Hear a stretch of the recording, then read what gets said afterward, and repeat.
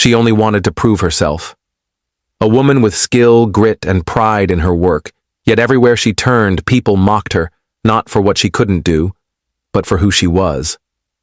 In the shop, in the streets, whispers followed. She doesn't belong here. But then came the challenge, one so outrageous it wasn't meant to test her hands, but to break her spirit. $100,000 on the line and a crowd waiting for her to fail.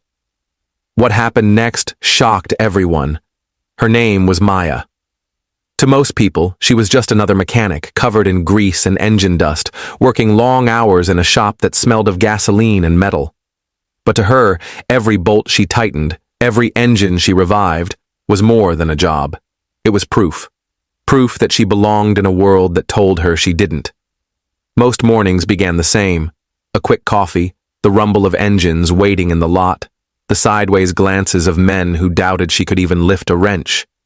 She had learned to ignore the comments, to bury the sting of laughter, and let her work speak louder than the noise around her. Still, whispers followed her everywhere. She's not strong enough. She doesn't belong here. Sometimes they were said with a smirk, other times with a sneer, but Maya kept her head down, determined to prove them wrong. Yet on this particular day, the tension felt heavier. The shop was crowded, and a challenge unlike any she'd ever faced was about to walk through those doors. A test that wasn't just about fixing an engine, it was about breaking the chains of prejudice wrapped tightly around her, and Maya had no idea how brutal that test would be. The challenge came like a taunt, sharp and deliberate, meant to humiliate, not inspire. A wealthy man in an immaculate suit strolled into the shop, his voice dripping with arrogance. He slapped down a bundle of crisp bills, 10,000, 20, 30, until the stack reached an impossible height. $100,000. His grin widened. "Fix this," he sneered, motioning toward the imported car that glistened under the fluorescent lights. Its hood stood open like a gaping mouth, daring her to step closer. The room stilled. Conversations halted. Tools stopped clinking, and every head turned toward Maya. In that silence, the unspoken words filled the air. She can't do it. A black woman mechanic in a male-dominated trade was spectacle enough. But now, with money on the line, it became a performance. They weren't waiting to see her succeed. They were waiting to laugh when she failed. Whispers broke out, harsh and cruel, but not quiet enough to hide. "This'll be good. She'll crack in 5 minutes." One man snorted. "I wouldn't trust her to fix a bicycle, let alone that beast." Their voices weren't just doubts, they were daggers, sharpened by prejudice. Maya's chest tightened. She had fought her entire life for this, for a chance, for respect, for recognition. Now, all of it balanced on this one impossible test. She wanted to walk away, to turn her back on their sneers. But then she caught sight of her reflection in the polished metal of the car. Behind the smudges of grease and sweat was a face carved by years of resilience. She straightened her back, lifted her chin, and stepped forward. As she reached for her tools, the men crowded closer, forming a loose circle around her. The shop suddenly felt smaller, suffocating. Every clink of a wrench against steel echoed like a drumbeat.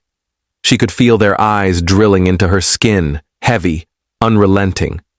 Her hands shook at first, not from lack of skill, but from the crushing weight of their expectations.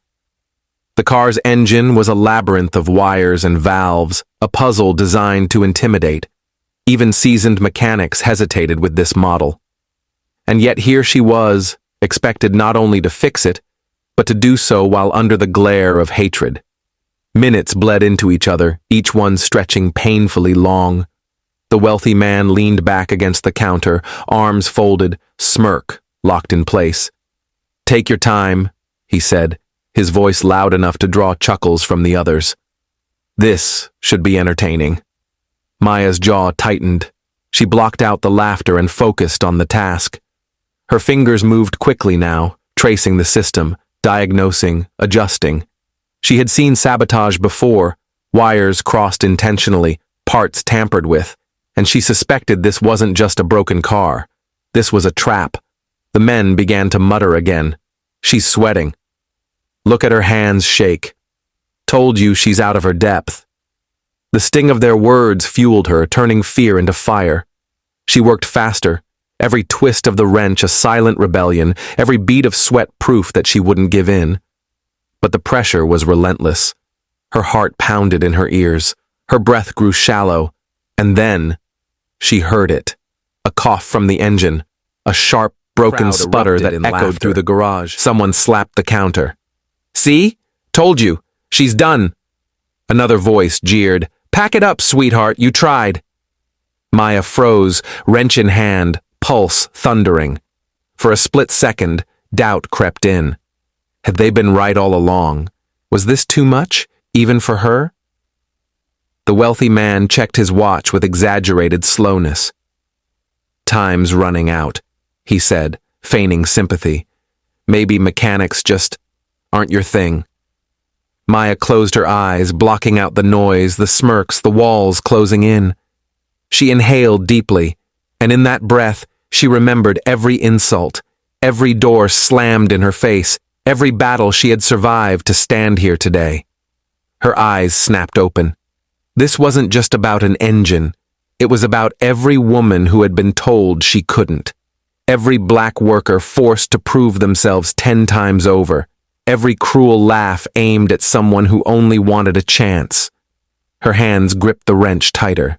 She made her final adjustment, and as silence fell over the shop once more, the engine trembled on the edge of life, ready to decide her fate.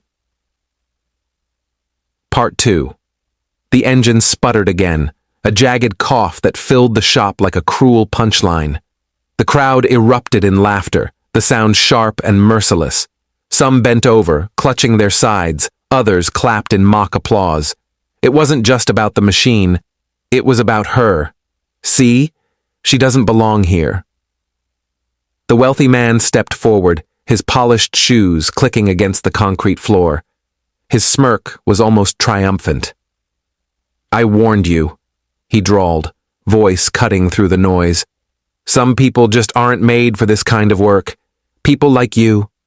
The words landed heavy. People like you. They weren't about skill. They weren't about the car. They were about the color of her skin, the fact that she was a woman in a trade the world said didn't belong to her. Every humiliation she had endured boiled inside her chest. She felt it in the tightening of her throat, the sting behind her eyes. For one split second, she wanted to throw down the wrench, to let them win, to escape the weight of their hatred. But then, beneath the laughter, Maya heard it. A low, fragile hum from the engine like a heartbeat fighting to be heard.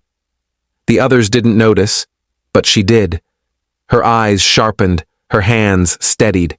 This wasn't over, not yet. She bent closer, ignoring the sneers. Every movement now was deliberate, defiant.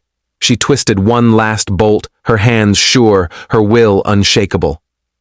The men leaned in, eager to watch her collapse under the pressure. Then it happened. The engine roared, deep, fierce, alive. The laughter froze mid-air. Gasps rippled through the shop as the impossible became undeniable. The very machine they said no one could fix thundered to life under her hands. The sound was raw power, echoing off the walls, drowning out their mockery with a voice of its own. Maya rose slowly, wiping sweat from her brow. Grease streaked across her arms.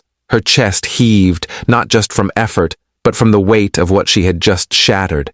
The wealthy man's smirk faltered, his face pale with disbelief. Around him, the men who had sneered stepped back, the arrogance draining from their eyes. For a moment, silence held them all captive. The engine roared on, its voice louder than every insult, every laugh, every cruel word. Maya stood tall, gaze steady, heart pounding. She had proved them wrong, but as she looked at their stunned faces, one thought burned inside her. Would they finally see her worth, or would they pretend this victory never happened? The roar of the engine didn't just shake the shop, it shook the room into silence. For the first time, no one had words to hurl at her, no smirks left to hide behind.